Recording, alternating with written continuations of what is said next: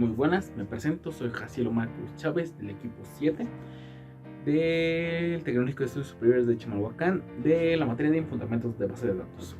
En esta ocasión vengo a platicarles un poco de lo que son los temas 3 y 4, modelo relacional. Bueno, sabemos que antes de plantear una base de datos tenemos que crear nuestro modelo de entidad-relación.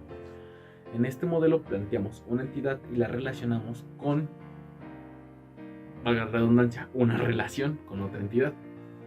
¿Esto para qué? Nos indica la forma en que el flujo de información va viajando a través de toda la base de datos. Nos indica dónde podemos encontrar cierta información y cómo la podemos consultar. Y para eso tenemos figuritas y símbolos que nos ayudan a identificar de qué estamos hablando. Por ejemplo, si hablamos de una entidad, sabemos que es un rectángulo. Si hablamos de un atributo, sabemos que es una elipse. Si hablamos de una relación, sabemos que es un rombo. Pero todo esto nos ayuda a identificar cómo funciona el flujo de información. Pero una vez que tenemos hecho nuestro diagrama entidad-relación, ¿qué sigue? Bueno, sigue el modelo relacional de la base de datos. ¿Y esto cómo funciona? Bueno, el modelo relacional básicamente es tomar nuestro modelo de entidad de relación y pasarlo a un entorno más práctico. ¿A qué me refiero con esto?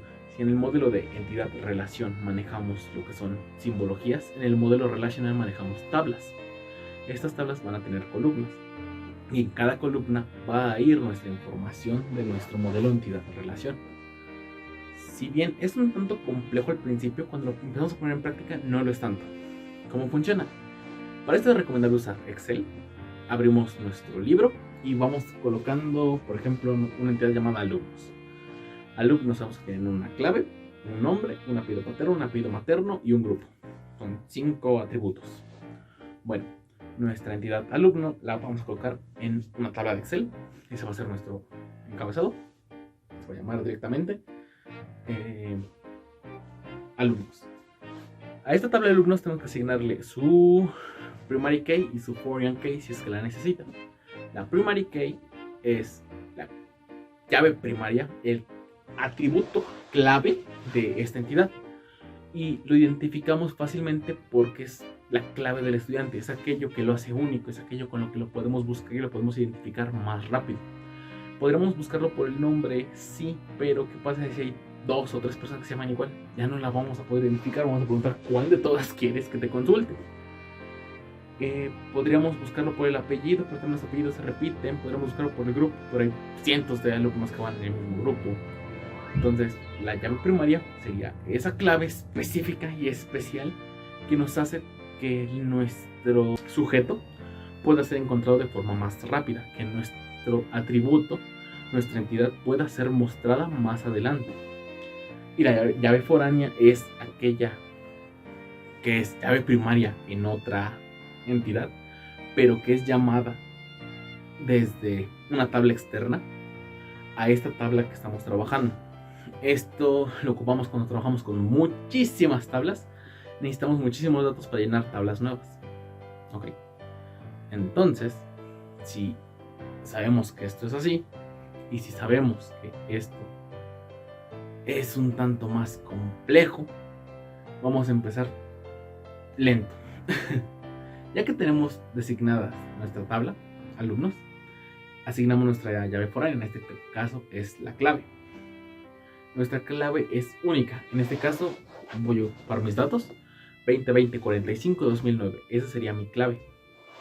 Después vendría la siguiente columna con el siguiente atributo. En este caso el otro atributo es mi nombre, Jaciel Omar.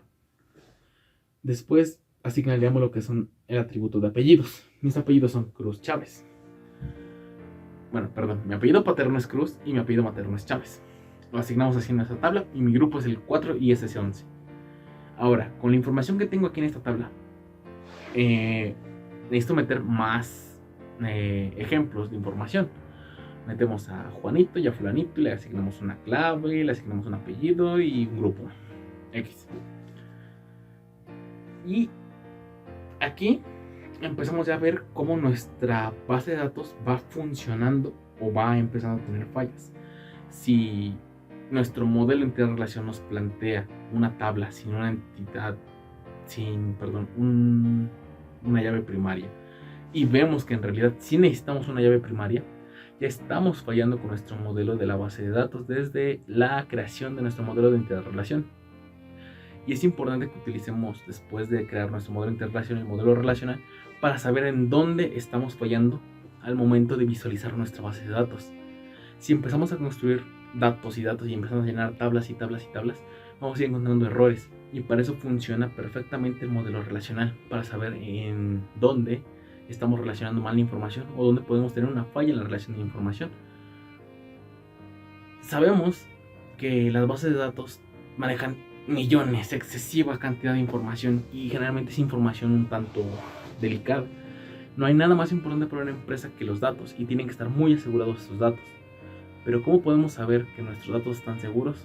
Bueno, al igual que en todas las demás organizaciones, hay algo que se llama la estandarización. La estandarización sirve precisamente para eso, para saber que algo funciona de la misma forma y es igual de seguro en un lugar que en otro. Ejemplos de estandarizaciones tenemos lo que son las normas ISO, las normas ANSI, las normas TIA, las normas EIA, la EEE y infinidad de organizaciones que se encargan de estandarizar. Y para las bases de datos no se quedan atrás. En estas tenemos lo que son las formas normales, y estas formas normales son súper importantes. ¿Por qué? Bueno, la forma normal 1 nos habla sobre la atomicidad de la información. ¿Qué quiere decir esto? Bueno, nuestra información tiene que estar lo más simple posible. Por ejemplo, creamos un campo llamado dirección. En dirección llenamos todos nuestros datos en un solo campo. Ponemos nuestra calle, nuestro número, por ejemplo, ponemos retorno Limón Sur, módulo 5, lote 3, casa B, shalalala, un montón de información. Y llega alguien y nos dice, vale, pero solamente quiero saber el nombre de la calle. Y lo que así de, bueno, pues es todo esto. Y te dicen, no, pero es que yo en verdad solo quiero saber la calle. Pues no tienes una forma práctica tú de decirle al programa, solamente quiero que me extraiga cierta información de esta casilla. Podríamos hacerlo contando caracteres, pero muchas calles tienen nombres más largos o más cortos, entonces no entra en el rango. Para esto se ocupa la atomicidad. El campo, el atributo dirección, lo podemos seguir separando en atributos más pequeños, y en eso se refiere la atomicidad. Separar un atributo enorme en atributos más pequeños hasta que ya no se puedan separar más. Por eso se refiere a la forma normal, no se refiere a eso, a que los atributos sean tan pequeños que ya no se puedan separar más y no podamos tener errores de ese tipo.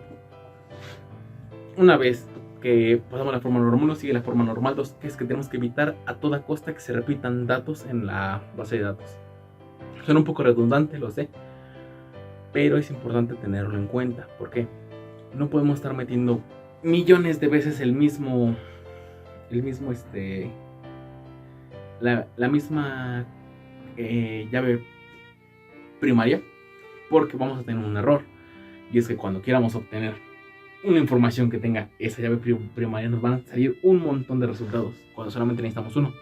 Entonces de eso se encarga la forma normal 2, de que nuestra base de datos no se repitan los datos, que todo tenga cierto orden. Por ejemplo, si vamos a ocupar un campo de datos para teléfono, y este teléfono sabemos que está dividido solamente en móvil y de casa, podríamos crear una entidad perfecta. Bueno, podríamos crear perfectamente una entidad donde almacenemos estos datos, para no tener que estar escribiendo directamente que este dato es tal, este es tal, este es tal, este es tal, y se repitan un montón de veces en nuestro teléfono. Para evitar eso, podríamos crear una entidad nueva con otra llave primaria, y esa llave primaria manejarla desde allá. Y después tenemos la tercera forma normal de las bases de datos. La tercera forma normal es un tanto más difícil de explicar, porque esta se refiere directamente a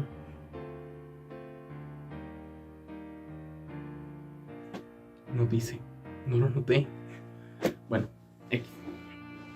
Nuestra tercera forma normal simplemente se refiere a la estructura de nuestra base de datos, y es que tiene que ser lo más simple posible.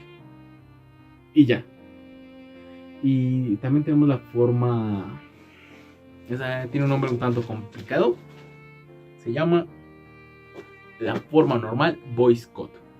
Bueno, para que entres en norma con la forma normal voice code, tienes que estar entrando en la forma normal 3 de la base de datos. Si estás en la forma normal 3, es muy difícil que tú no entres en la forma normal voice code. ¿A qué se refiere esto? Bueno, que tenemos una tabla con un montón de llaves, pero tenemos que escoger la llave primaria que sea única de esa clase.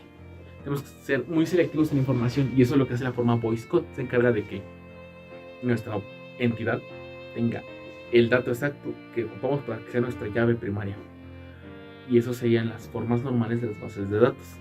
Bueno, soy Jaciel Omar y eso sería todo. El equipo 7 le agradece la atención. Muchas gracias.